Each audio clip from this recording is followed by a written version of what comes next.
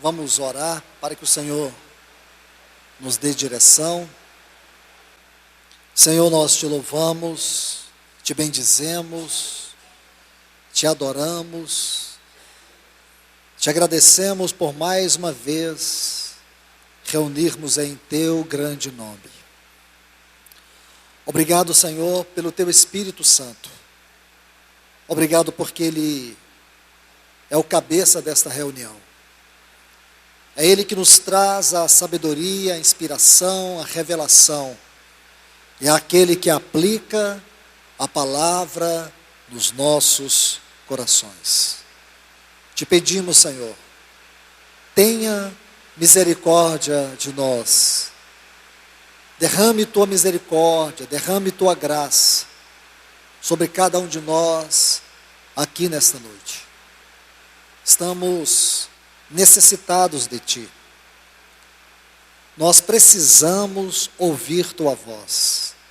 Precisamos te escutar, para que a tua palavra guie o nosso homem interior. Traga a nós renovação. Renova-nos, Senhor. Renova-nos uma vez mais, porque precisamos do teu renovo nesse dia. Senhor, enche-nos do teu Espírito Santo. Estamos aqui te pedindo, Pai, enche-nos do teu Espírito. No nome do teu Filho Jesus, enche-nos, ajuda-nos, guia-nos na tua palavra nesta noite. Amém. Abram as suas Bíblias. 1 Timóteo, capítulo 1, e os versículos 12 a 14. Sou grato para com aquele que me fortaleceu. Cristo Jesus, nosso Senhor, que me considerou fiel, designando-me para o ministério.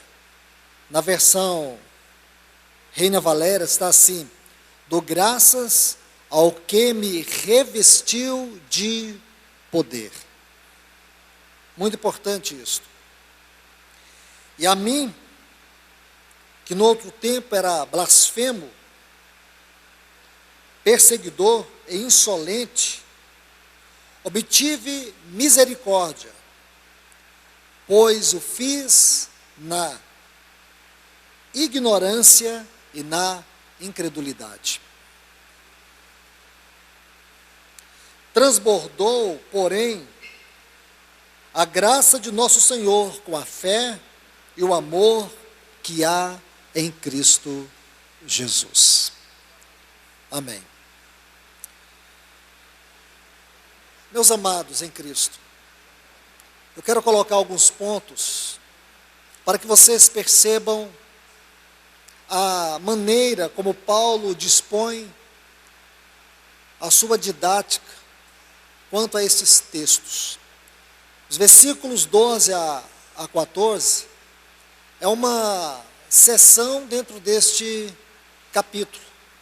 Mesmo sendo uma parte ou uma seção, nós não podemos perder de vista todo o contexto. Ou por que não dizer, o contexto. Sabemos que ele vem fazendo desde o versículo 3 uma exposição quanto ao falso ensino, aos falsos mestres. A sua grande exortação é concernente a esses falsos ensinos, os falsos mestres.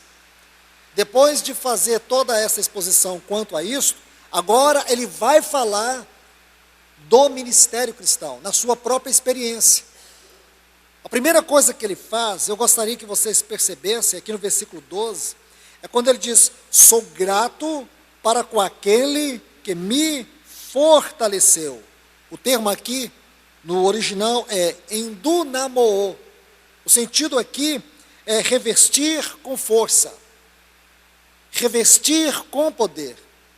O nosso tema de hoje é o verdadeiro significado do ministério espiritual. Para mim, este é um tema que engloba as palavras de Paulo. O verdadeiro significado do ministério espiritual. Esta é a 9ª lição que nós estamos estudando aqui nesta grande epístola. Versículo 12. Sou grato para com aquele que me fortaleceu. Então o que Paulo realça aqui é a obra do Espírito Santo. Nós não podemos pensar em termos de ministério sem falar do Espírito Santo. Porque é Ele quem chama, vocaciona, capacita e envia. Não existe ministério sem o Espírito Santo. Não há ministério sem o encabeçamento do Espírito Santo. E esta é a grande ênfase que ele dá aqui no início. Aí diz assim: sou grato àquele que me fortaleceu, Cristo Jesus, que me considerou. Esta é uma palavra muito importante, que me considerou. O sentido aqui é olhar com extrema atenção, olhar de maneira minuciosa, olhar e distinguir. Todos esses pontos são importantes para nós compreendermos a obra do Espírito Santo, o seu chamado, para com aqueles os quais ele escolhe. É algo minucioso, é algo que ele trabalha com muita delicadeza sobre aqueles os quais ele chama. Aí diz assim, acerca desse revestimento, que o Espírito Santo revestiu, o considerou, isto é, de maneira minuciosa, olhou para ele e o considerou fiel e o designou para o ministério. Que texto precioso é este? Na sequência, ele vai mostrar quem ele era. Ele era um insolente, um blasfemo. Ele, que outrora era uma pessoa que perseguia a igreja, sabemos disso muito bem, todo o mal que Saulo de Tarso fez aos santos, especialmente em Jerusalém, as suas incursões com o propósito de banir a igreja do Senhor Jesus. Então ele fala disso. E quando ele fala disso, o que está em enfoque aqui é a misericórdia, é a graça de Deus, é o amor de Deus por ele. Então, amados, nós temos esta exposição de Paulo nesses textos. A sua adoração, a maneira pela qual Deus o escolheu, quem ele era. Ele não perde isso de vista, como nós também não podemos perder da onde foi que o Senhor nos tirou. E mais ainda, por ele ser um vaso do Senhor, por tudo que o Senhor operou por meio dele, ele não perdeu toda a visão da graça e da misericórdia de Deus. Ele não merecia. Irmãos, por favor, entendam isso. A ênfase de Paulo é mostrar que não havia mérito nele. Ele não merecia ter se tornado o vaso que o Espírito Santo constituiu, o vaso que o Espírito Santo trabalhou, o vaso que o Espírito Santo obteve. E tudo isso foi possível por causa da graça. A grande ênfase dele está nisso, a sua adoração está nisso. Não era uma confiança em sua própria pessoa, mas na graça de Deus e na sua misericórdia. Agora, por favor, eu gostaria, irmãos, quero neste momento, mostrar, aproveitando este ensino de Paulo aqui, como o Espírito Santo opera no chamamento. O que é um chamamento para o ministério? O que significa o Espírito Santo encabeçar isto? Paulo diz que ele foi revestido com poder. Ele foi fortalecido pelo Espírito Santo. Então acredito que precisamos olhar para o livro de Atos dos Apóstolos. Nós precisamos buscar no livro de Atos dos Apóstolos os princípios concernente àquilo que é o ministério espiritual. Porque, irmãos, escute bem, vê se vocês conseguem lembrar. Nos estudos passados, talvez nos últimos estudos passados, nós pudemos estudar acerca do falso evangelho, acerca dos falsos mestres. Aquela doutrina maligna que se forma dentro da igreja e que causa um dano perigoso e mortal. Portanto, agora nós vamos ver o que é o ministério cristão, porque essas palavras de Paulo, colocadas aqui nos versículos 12 a 14, vai mostrar para nós o que é, em termos práticos, o ministério. Então a primeira coisa que Paulo coloca é que o ministério só é um ministério porque o Espírito Santo é aquele que fortalece, é aquele que escolhe de maneira minuciosa, é aquele que designa. O ministério só é ministério porque o homem não pode colocar suas mãos, apesar de quem o homem é, em toda a sua vida velha, adâmica, o Espírito Santo o chama, o capacita e o envia. Então é isso que Paulo coloca para nós. Não podemos perder a tônica destas palavras. Observe bem, nós não podemos perder esta visão do contexto, porque se você desassocia os versículos 12 a 14 de todo este contexto que nós já estudamos, desde o versículo 3 até o versículo 10, isso vai mostrar para você que existe uma didática do Espírito. Observe, vê se você consegue ver. Versículos 3 a 9. O Espírito Santo vai nos mostrar o perigo do falso evangelho e dos seus mestres. Versículo 10. O verdadeiro caráter do evangelho. O estudo passado, vocês se lembram? O evangelho do Deus feliz. Agora ele vai mostrar o verdadeiro caráter do ministério espiritual, o verdadeiro chamado e a sua natureza. Então, amados, creio que é importante nós lermos Atos dos Apóstolos, ainda observando a didática do Espírito. O que o Espírito Santo vai nos mostrar? Quando o Espírito Santo vai tratar neste maravilhoso livro sobre o que é o ministério, a primeira coisa que ele vai nos mostrar é o que não é o ministério. Não é curioso isso? Ele vai nos ensinar sobre o que não é o ministério, como não deve ser o ministério, quais são os princípios que nós precisamos guardar e quais são os perigos de nós ultrapassarmos o Espírito Santo, sua pessoa, sua obra, e fazemos as coisas por nós mesmos e com boas intenções. Abra sua Bíblia em Atos dos Apóstolos, capítulo 1, versículo 20 até o 26. Gostaria, se possível for, que você ou anotasse ou sublinhasse algumas palavras e frases aqui. Porque está escrito no livro dos Salmos, aqui é o Salmo 69 e o versículo 25. Fique deserta a sua morada, não haja quem habite, ou quem nela habite.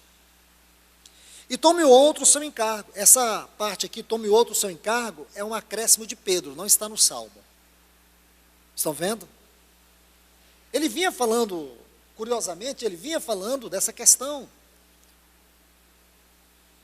da necessidade de inserir um outro apóstolo no lugar de Judas. Então ele usa esse texto aqui do Salmo 69, versículo 25. Fique deserta a sua morada, não haja quem nela habite. Tome outro o seu encargo. Agora observe, se você puder sublinhar esta frase, é necessário. Pois que dos homens que nos acompanharam todo o tempo que o nosso Senhor Jesus andou entre nós, começando no batismo de João, até o dia em que dentre nós foi levado às alturas, um desses se torne testemunha conosco da sua ressurreição. Então, outra frase que eu gostaria que vocês tomassem nota ou sublinhassem. Propuseram 2. José, chamado Barsabás, cognominado Justo, e Matias. E orando, disseram.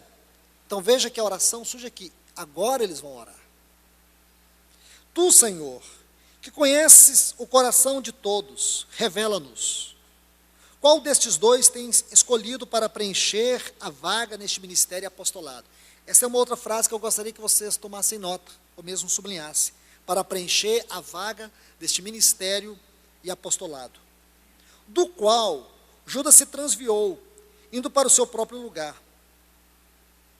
E os lançaram sorte. Olha essa frase, lançaram sortes. Se vocês também pudessem considerar, sublinhar. Vindo a sorte recair sobre Matias. Olha esta outra.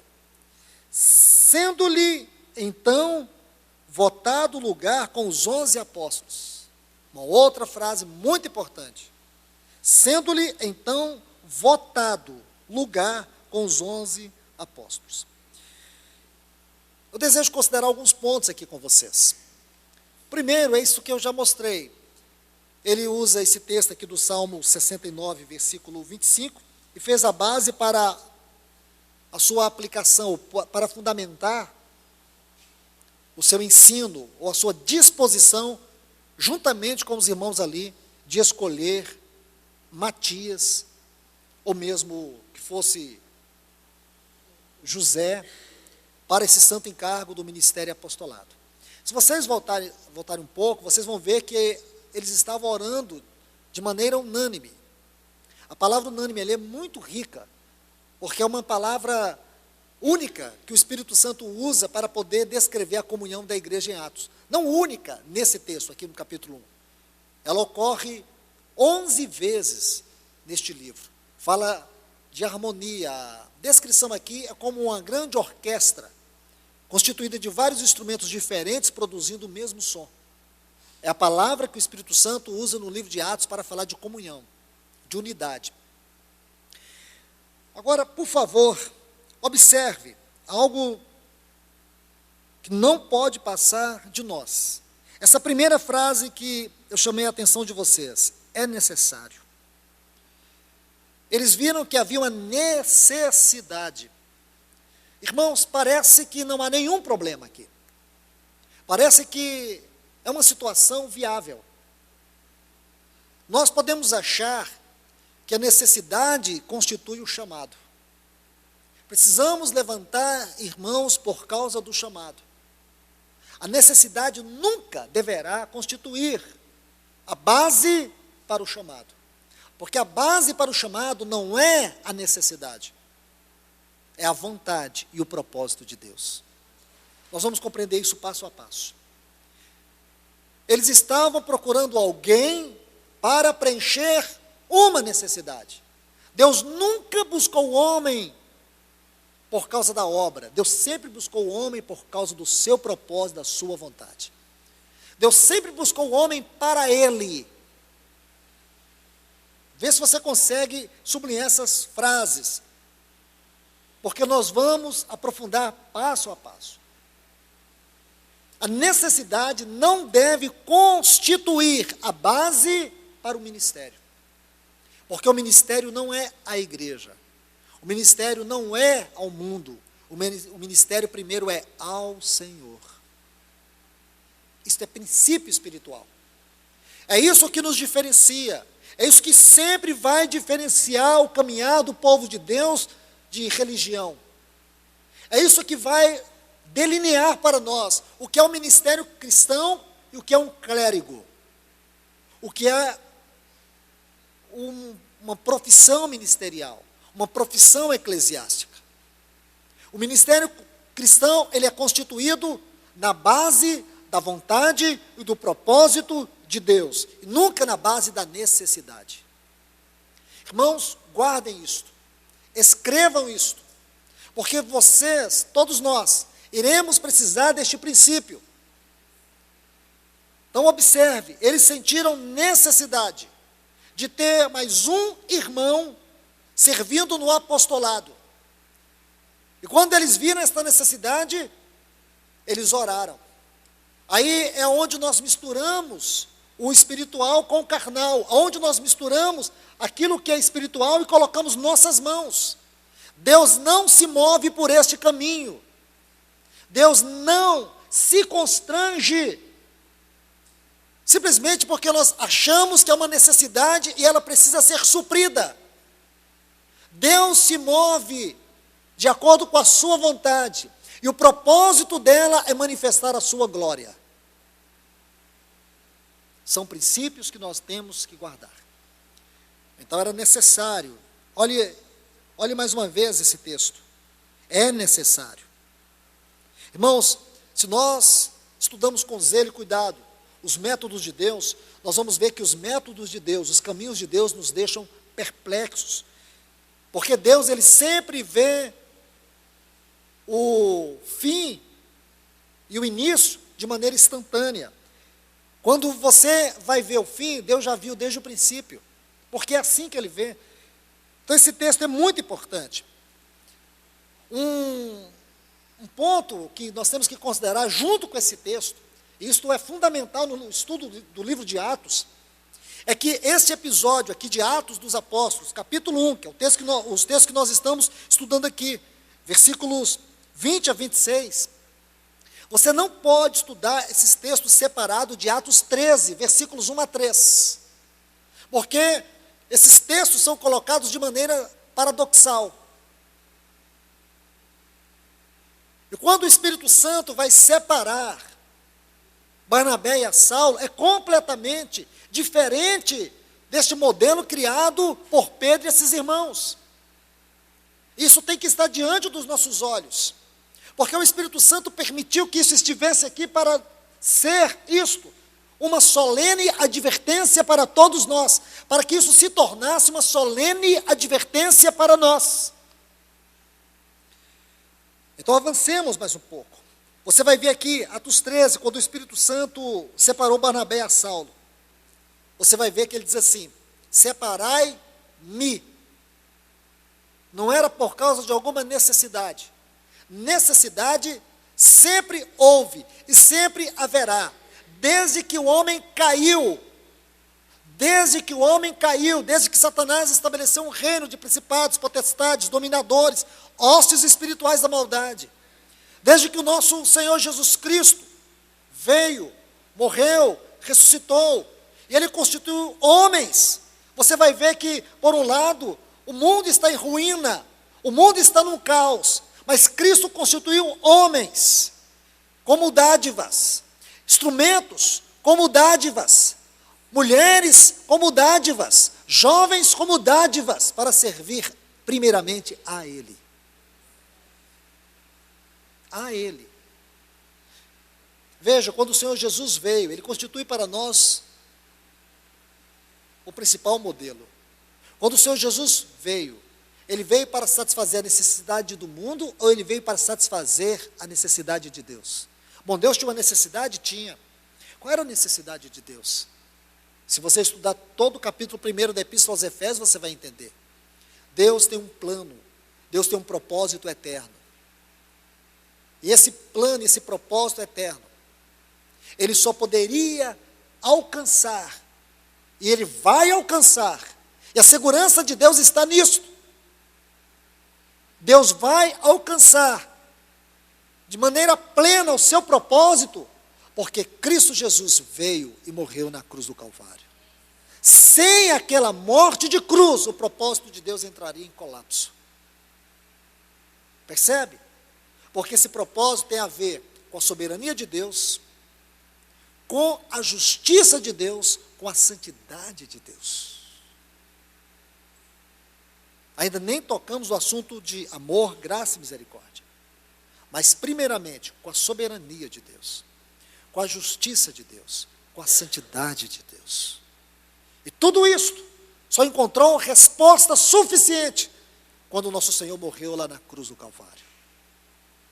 Quando João, no capítulo 5, ele chora, e ele está chorando, porque ninguém era digno de abrir o livro e de desatar os seus selos.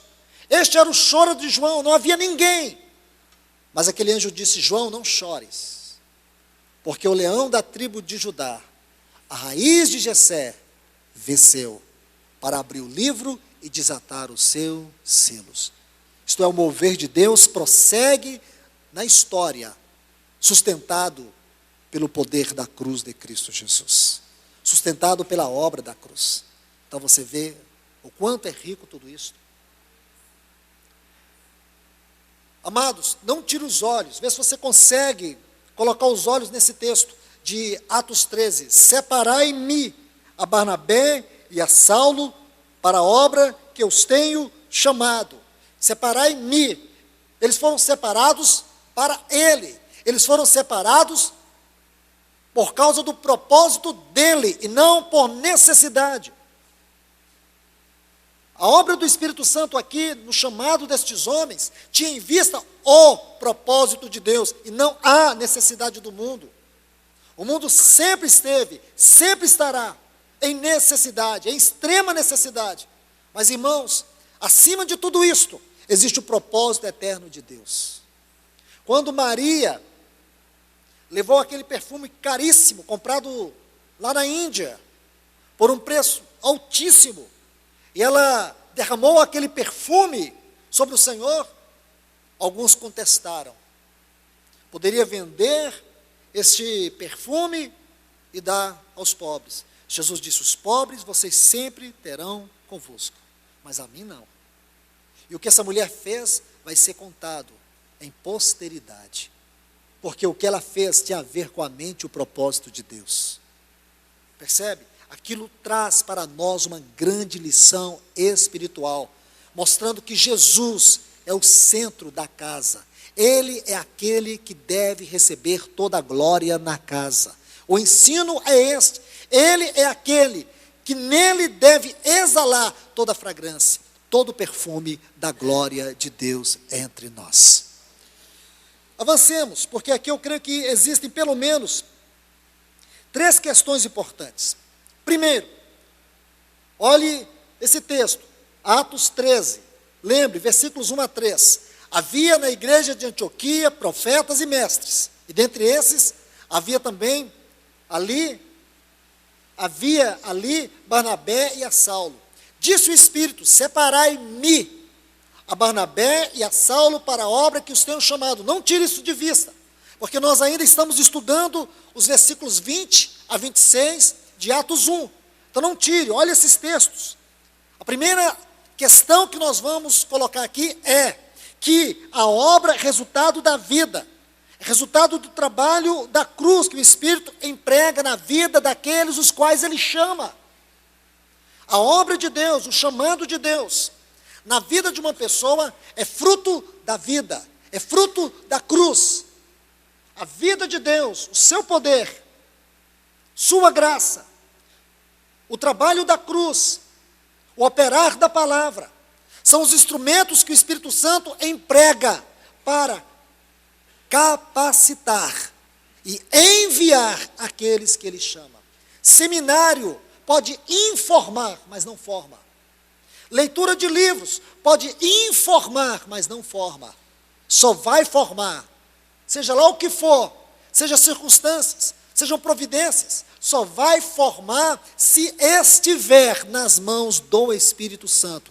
E se Ele assim o quiser tomar isto para poder formar este maravilhoso vaso para conter o testemunho de Deus, para servir na sua obra. Alguns acham que são inadequados, acham que não são capazes. Por quê? Porque acham que são ineficazes, porque são despreparados intelectualmente. Alguns acham que o tempo já passou, eu deveria ser um vaso de Deus quando eu era jovem. Ora, irmãos, não tem questão de idade e nem tem questão de capacidade intelectual. Outro ponto que eu quero mostrar para vocês: a obra é a esfera da atuação dos obreiros.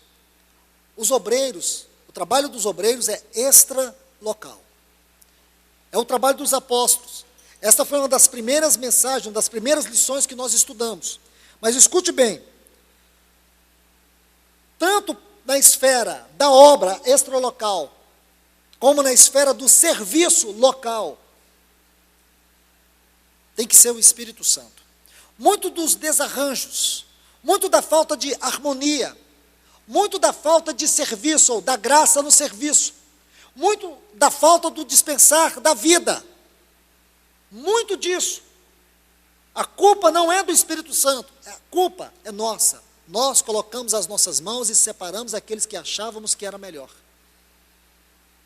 E você vê que a pessoa não dispensa vida, porque não tem a graça, não tem a unção, não tem a operação e o fluir do Espírito em sua vida. E o trabalho é feito da força, o trabalho é feito do suor. Força e suor não agrada a Deus, não é por força, não é por violência, é mediante o Espírito de Deus. Amém? O próximo ponto que eu quero mostrar para vocês, aí eu gostaria que vocês voltassem lá para os textos de Atos 20, 26. Veja quando diz assim: propuseram dois, o José e o Matias. Aí eles vão orar sobre esses dois. Agora, por favor, vê se você consegue ver a frase assim: propuseram dois. Aí depois tem todo esse episódio. Agora, olha no final: para preencher a vaga neste ministério e apostolado. Propuseram dois. Observe aqui. Eu creio que neste ponto nós temos que ver duas coisas importantes. Porque o Senhor nos deu este exemplo aqui no livro de Atos, está diante de nós. E Ele faz isso para mostrar para nós o verdadeiro contraste daquilo que não é o ministério a Ele. E ainda, este livro de Atos dos Apóstolos, ele não deveria ser chamado Atos dos Apóstolos. Ele deveria ser chamado Atos do Espírito Santo. Porque quando você vê os apóstolos agindo fora da esfera do encabeçamento do Espírito, eles sempre vão errar, assim também nós. Nós sempre vamos errar quando nós agirmos fora da esfera do Espírito Santo. Irmãos, eu creio que eu posso olhar para mim, você pode olhar para você. Quantas vezes no serviço ao Senhor, quanto ao chamamento, quanto à vocação, quanto ao serviço, nós erramos porque nós escolhemos segundo a vista e não nos submetemos à direção do Espírito Santo. Como eu disse aqui atrás, há pouco tempo, o chamado é fruto da vida, é fruto do trabalho da palavra, é fruto do operar da cruz. Isto é chamado. O trabalho da palavra, o operar da vida, o operar da cruz é igual a ministério. Fora isso, irmãos, nós vamos ter homens e mulheres expondo suas vidas no serviço ao Senhor, sem a graça, sem a vida, sem a capacitação do Espírito. Vamos ver esses textos aqui, é a relação que eu quero fazer com vocês aqui, dos acontecimentos de Atos 1 e Atos 13. Veja, Atos 1,14, todos estes perseveraram unânimes em oração. Irmãos, tem alguma coisa errada aqui? Claro que não. Essa palavra unânimes é muito forte, como já lhes disse. Atos 13, 1 e 2, havia na igreja de Antioquia profetas e mestres. Aí depois, mais embaixo, nós temos, servindo eles ao Senhor e jejuando. Disse o Espírito Santo, separai-me. Estão vendo? Eles estavam perseverando, unânimes em oração. Você vê que um ambiente espiritual ainda não é o terreno suficiente para você fazer o que você quer. Ao contrário, se torna um lugar perigoso, porque nós podemos deixar que a nossa emoção entre na frente do Espírito Santo. A descrição bíblica desse texto, no seu original, é riquíssima. Mas o que houve, irmãos? Imediatamente, você vê que Pedro toma frente, e olha a diferença. Eles serviam ao Senhor. Essa palavra servindo é cultuando. Eles serviam ao Senhor. Eles estavam jejuando. O que é um jejum? Jejum é buscar a mente e a vontade de Deus. A questão é que ali, eles não buscaram a mente e a vontade de Deus. Eles tentaram fazer a vontade de Deus com a sua mente. Entenderam, irmãos? Eles tentaram fazer a vontade de Deus com a sua mente. Ah, irmãos, como nós cometemos erros aqui. O ambiente espiritual, quebrantamento.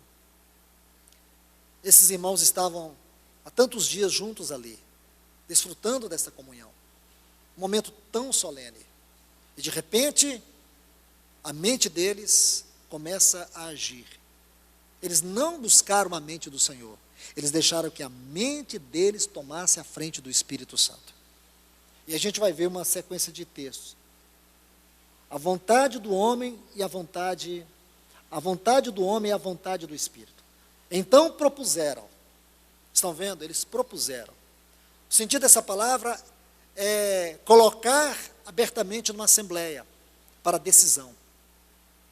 É bem parecido com o que nós conhecemos sobre o sentido da palavra Laodiceia, governo do povo.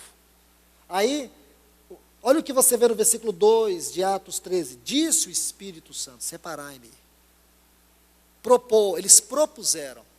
Quantas vezes, irmãos, nós fazemos isso? Nós já temos uma decisão firmada. Isso acontece não apenas na questão do ministério, mas em todas as áreas. Você já tomou a decisão, já está fechado no seu coração, aí você diz, não, estou orando para buscar a vontade do Senhor. A gente só busca a vontade do Senhor para moldurar o que nós queremos. A vontade do Senhor não é isso. A vontade do Senhor, quando ela entra, em primeiro lugar, ela esmaga a nossa. Entende? Ela esmaga a nossa. Irmãos, nós somos seres humanos que necessitamos da ajuda do Senhor em tudo e em todas as coisas. Porque nós damos muitos passos que julgamos estar corretos, mas que eles não glorificam o Senhor. Aqui você vê a diferença? Propuseram, disse o Espírito. Aqui você começa a entender, porque esse é o fundamento de Atos. O fundamento de Atos não mudou, é o mesmo fundamento hoje. É o Espírito Santo quem deve designar. É o Espírito Santo que tem que encabeçar. Irmãos, vamos ser honestos. Quantas coisas, quantos serviços existem no nosso meio que não é um serviço ao Senhor, não foi separado para Ele. Quanto, irmãos? Existe. E nós temos, e vocês precisam orar para que o Senhor remova tudo aquilo que não foi separado pelo seu Espírito, tudo aquilo que não está alinhado com a mente e a vontade de Deus, para que o Senhor tenha uma igreja que o testemunhe de maneira eficaz. O perigo da oração sem o discernimento da mente do Senhor. Orando, lançaram sortes. Estão vendo? Irmãos, eu sei que o Espírito Santo, na sua infinita glória e sabedoria, ele colocou isso no capítulo 1, porque o derramamento foi no capítulo 2. Graças a Deus ele deixou esse exemplo para nós.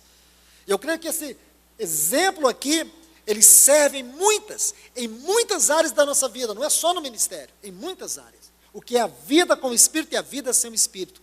O que é ter o Espírito Santo como cabeça e o que significa desonrá-lo, o que significa entristecê-lo, o que significa apagá-lo. Agora, olhe bem, Atos 13:3, jejuando e orando, impondo sobre eles as mãos, os despediram. Você vai ver que eles serviam ao Senhor e jejuando. A palavra servindo ali veio de uma palavra em latim, é latreia, é cultuar. Eles cultuavam o Senhor, buscando a mente do Senhor. Isto é significativo. A oração vai acontecer quanto a esse assunto só depois que o Espírito Santo escolheu. Aí você pode perguntar, mas irmão, nós não temos que orar? Eu creio que temos. Mas eu vejo que muito daquilo que nós oramos tem a ver com a nossa total incapacidade em reconhecer que nós desconhecemos a vontade de Deus, desconhecemos a palavra de Deus. Como eu disse há pouco tempo, nós muitas vezes oramos por coisas que o Senhor já nos deu, oramos por coisas que o Senhor já fez. Ultimamente, Muitos irmãos, mas muitos irmãos, eu tenho falado isso aqui, muitos de nós, em muitas reuniões, temos orado para que Deus derrame um grande mover. Irmãos, o Senhor vai derramar um grande mover. Ele já derramou esse mover. Ele já fez, Ele já deu o seu Espírito. E nós ainda não queremos reconhecer que nós é que somos a pedra. Nós é que estamos entulhando o mover do Senhor. É nós que estamos atrapalhando. Nós não queremos arrepender. Nós queremos simplesmente apertar um botãozinho e ver as coisas acontecer. Nós não queremos fazer como aquela mulher que limpou a casa até encontrar a dracma. Nós não estamos interessados nos valores espirituais perdidos. Nós estamos querendo alguma coisa nova. Nós estamos querendo novidade. Nós não queremos pagar o preço, irmãos, é isto. Nós não queremos pagar o preço. Estamos pagando o preço? Não estamos. Se estamos pagando, será que estamos pagando a altura daquilo que realmente estamos requerendo ou desejando desfrutar? O Senhor já fez, Ele já deu. O Espírito Santo está há 2000 anos aqui. Ele está magnificando e glorificando tudo o que Cristo falou, tudo o que Ele fez, tudo o que Ele cumpriu e tudo o que Ele é. Mas onde está o problema? Está na falta de realidade de tudo isto. E qual a razão do problema? É porque nós ainda não soubemos como relacionar de maneira adequada com a pessoa do Espírito Santo. Percebe, irmãos? É isto. Porque nós temos uma grande distância espiritual entre o tempo que nós estamos aqui ouvindo a palavra e até a nossa casa, e até o nosso trabalho, e até a nossa vida social, em todos os aspectos. Porque quando vamos para dentro da nossa vida, voltamos, retomamos a nossa vida, a palavra de Deus, ela vai para um cemitério. Isso é sério.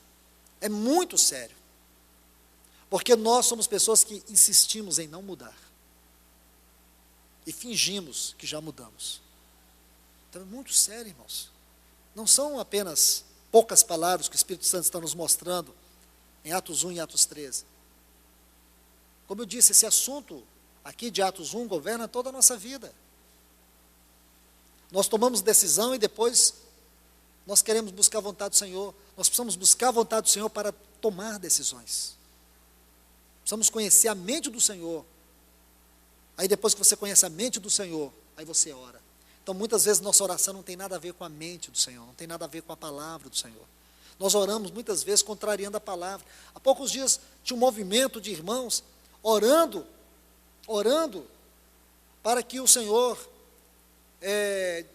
estava tendo tantos catástrofes nos Estados Unidos e outros lugares. E as pessoas estão orando para que não aconteçam essas coisas. Vai acontecer coisa pior, irmãos. Vai acontecer coisas piores. Os estudiosos têm dito que a seca que estava no Nordeste é a pior em 30 anos. As catástrofes que estão acontecendo na América Central são catástrofes que a dimensão que teve dessas catástrofes foi há 50 anos atrás. As coisas estão piorando e nós estamos orando para as coisas melhorarem, como se a eternidade fosse aqui. Como se nós tivéssemos que pegar os selos e as trombetas e sepultar tudo isso. Irmãos, Deus vela em cumprir sua palavra. Deus tem compromisso com a sua palavra. Então nós precisamos estar em harmonia com esta palavra, conhecer a palavra, porque a palavra nos revela a mente, e dentro disso é que nós oramos. Entende? Olha o que eles fizeram. Jejuando e orando. Impondo sobre eles as mãos, os enviaram. Mas o que eles fizeram? Oraram, propuseram, lançaram sorte, votaram, tudo que não se devia fazer. Interessante que a palavra lá, sorte, é a raiz da palavra que vai formar o sentido de clérigo. Interessante isso, né? Clérigo, sorte, ali no capítulo 1. E é curioso isso, muito curioso. Esse versículo 26 está assim: e os lançarem sortes, essa palavra sortes, preste atenção nela, vindo a sorte recair sobre Matias, sendo-lhe então votado, esta outra palavra, lugar com os 11 apóstolos. Então, duas palavras importantes, sortes e votado. A palavra sortes, kleros, esta palavra cleros fala de um objeto usado para lançar sorte, ou um seixo, um fragmento de louça ou de barro, ou um pedaço de madeira. Então, escrevia o nome da pessoa, e aí era escrito no objeto, escolhido para lançar sorte. Aí jogava no vaso, era sacudido, e o nome da pessoa que saísse dali era aquele que foi escolhido. Estranho isso, né? Eles fizeram um sorteio ali. Mas não é curioso que eles fizeram um sorteio e oraram? Não é? Irmãos, eu sei que muitos podem ficar chocados com tudo isso, mas eu creio que não é para nós ficarmos chocados, porque foi o Espírito Santo que inspirou isso, ele queria nos ensinar isso. Depois você vai ver Pedro, nas passagens seguintes, na sequência dos capítulos, e a sua absoluta submissão ao Espírito Santo, e reconhecer que é o Espírito Santo quem levanta, quem capacita, quem envia. Então fez esse sorteio aí, mas não tem nada a ver com o caráter e com a mente do Senhor. Em nenhum lugar da sua palavra, Deus levantou homens dessa forma, para o seu sagrado encargo de ministério, serviço, segundo o seu propósito eterno. Não era o caminho do Senhor. No Antigo Testamento tinha aquela prática do urim, tumim, que não tem nada a ver com isso aqui. Mas este não era, e nunca foi, instrumento de Deus usado para poder escolher homens para o seu santo encargo de serviço e de ministério. Depois observe a expressão aqui, votado, sugkata psefizo, uma palavra estranha aqui no grego, só ocorre uma única vez em toda a Bíblia, é aqui.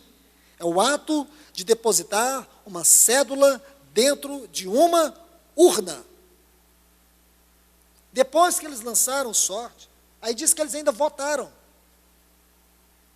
Aí, não estou dizendo que foi assim, mas o que tudo indica é que nas duas vezes que eles lançaram sorte e depois votaram, Matias foi o escolhido.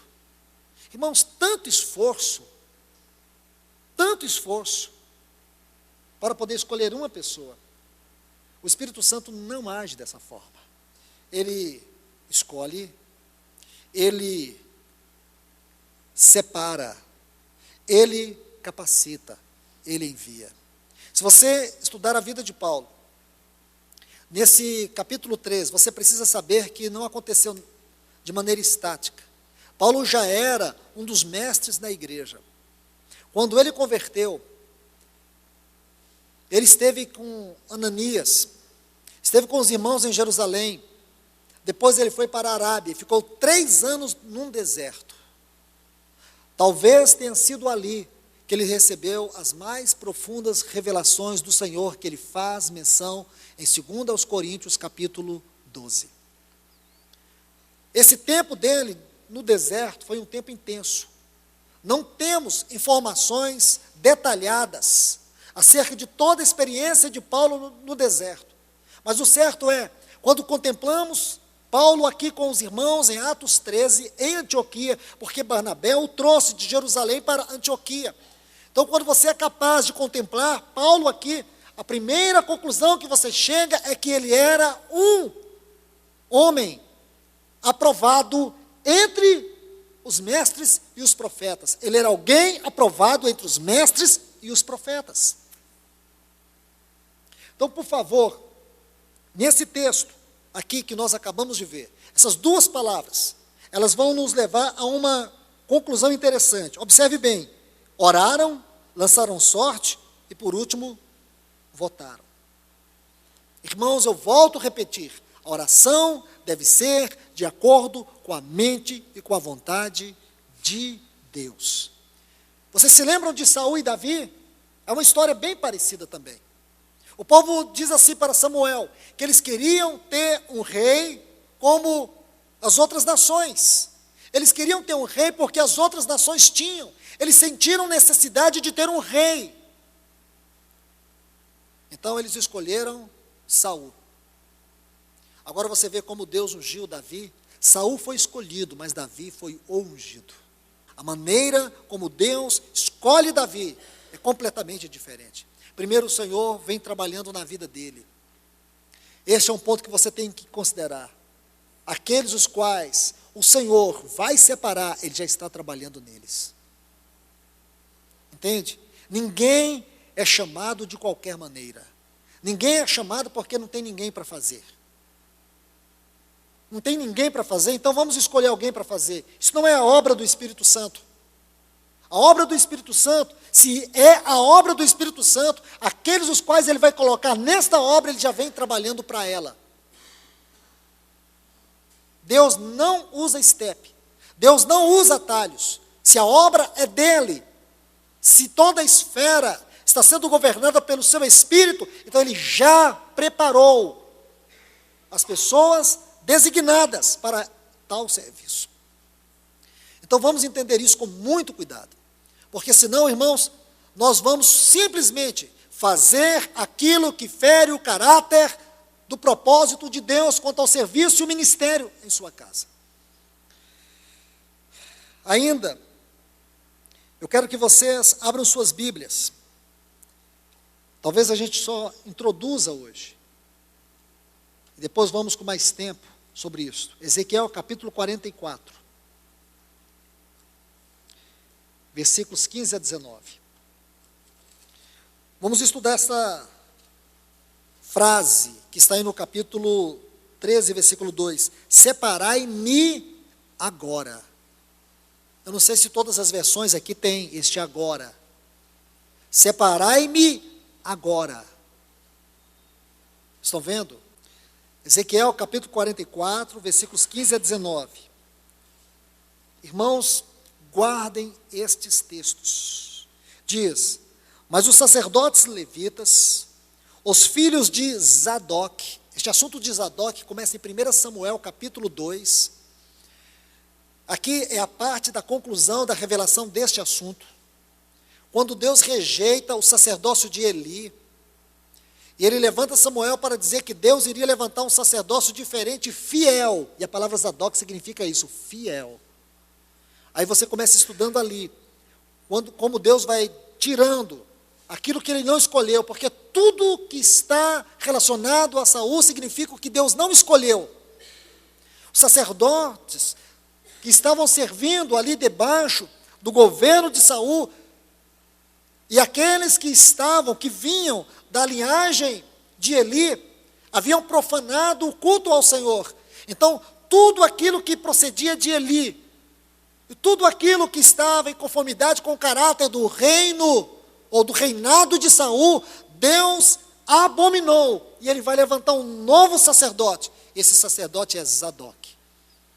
Por isso Deus usa, este tema aqui é muito importante, que cumpriram as prescrições do meu santuário, as prescrições da minha casa. Então existem duas coisas, o ministério na casa e o ministério ao Senhor. Nós temos o ministério na casa, o ministério à casa. Nós temos uma diversidade de serviços. Veja o serviço diaconal, é o ministério à casa, é o ministério aos santos. Enfim, nós temos esses que são chamados ministério à casa, mas temos numa posição muito mais elevada, o ministério ao Senhor. Todos os ministérios, sejam aqueles que servem na casa, sejam aqueles que servem na obra, todos estes, em primeiro lugar, é o ministério ao Senhor.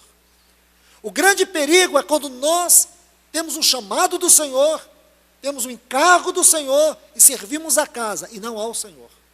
Primeiro é ao Senhor, depois a casa.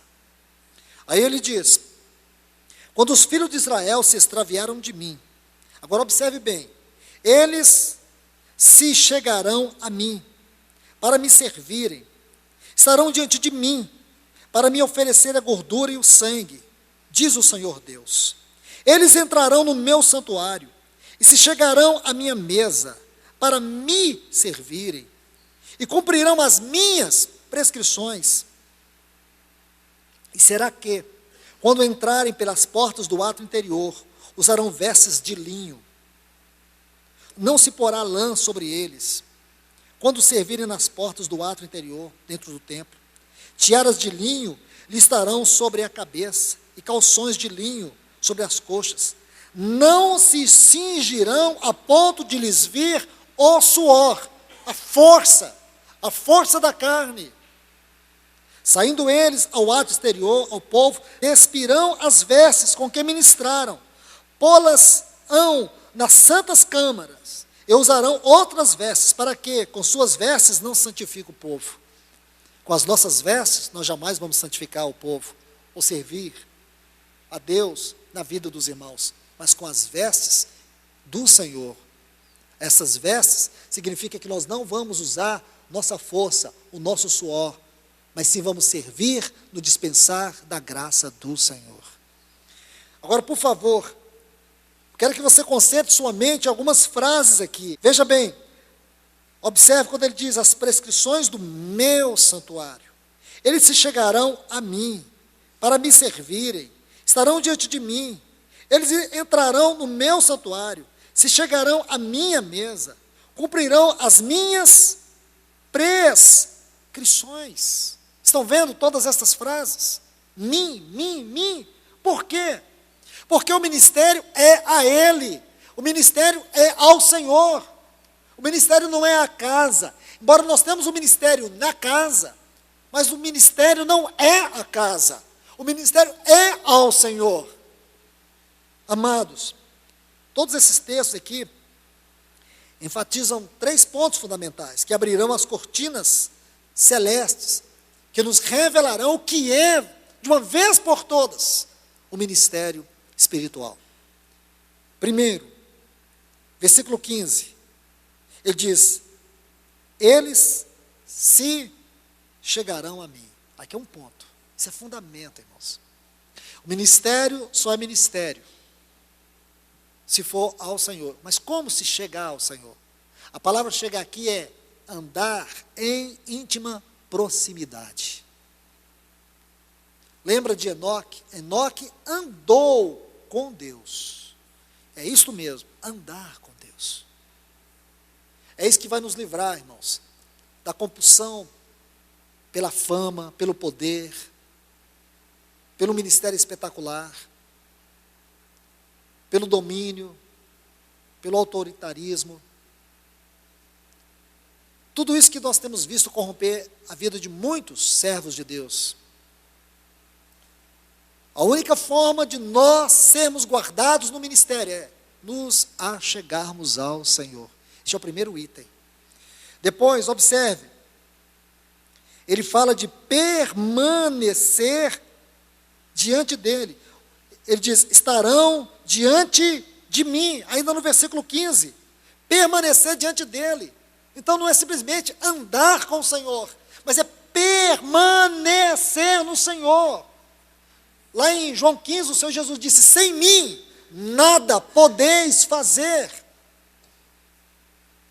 Nós temos que permanecer, nós temos que desenvolver essa disciplina de absoluta dependência do Senhor, permanecer nele. E depois, ele diz que nós devemos servir a Ele, ou ministrar a Ele. Essas são as reivindicações do Senhor quanto ao ministério. Esta frase pequenininha, separai-me, mostra tudo isso, irmãos. Se você quer explicar esta frase, tome esses textos aqui de Ezequiel, capítulo 44, versículos 15 a 19. Você vai colocar ao lado desta palavrinha aí, porque todas as vezes que você for explicar o que significa verdadeiramente o ministério ao Senhor, você tem este grande quadro que o Espírito pintou aqui em Ezequiel, capítulo 44. É muito grandioso tudo isso. Toda a ênfase, irmãos, é dada porque nesse tempo o ministério perdeu a sua verdadeira característica espiritual, a sua função espiritual, e tem se tornado algo mais profissional, algo que fere o propósito de Deus quanto ao encargo do serviço, quanto ao encargo do ministério. Nós não podemos perder isso de vista. Temos que orar ao Senhor para que essas questões sejam cada dia mais claras, mais cristalinas em nossa mente, diante dos nossos olhos. Jamais alguém estará devidamente capacitado a ser um ministro do Senhor, a ser um servo do Senhor, se não ministrar a Ele, se não estiver diante dEle. porque Deus é a fonte inesgotável da vida, da graça, do poder para o ministério, para aquilo que nós precisamos ter, não de nós, mas dele em nós, para servir. Então, amados, é isso que Paulo está dizendo. Este é o poder do Espírito, em escolher, em separar. Nós não iremos avançar, vamos retornar a este ponto tão importante, e entender como agora o Espírito Santo, vimos como o Espírito Santo escolhe, como ele separa. Agora vamos estudar como o seu poder opera, como o poder do Espírito Santo opera sobre a vida daqueles os quais ele chama. Então, primeiro nós vimos o chamado, agora nós vamos ver a capacitação do Espírito. Que Deus nos abençoe pela sua infinita graça.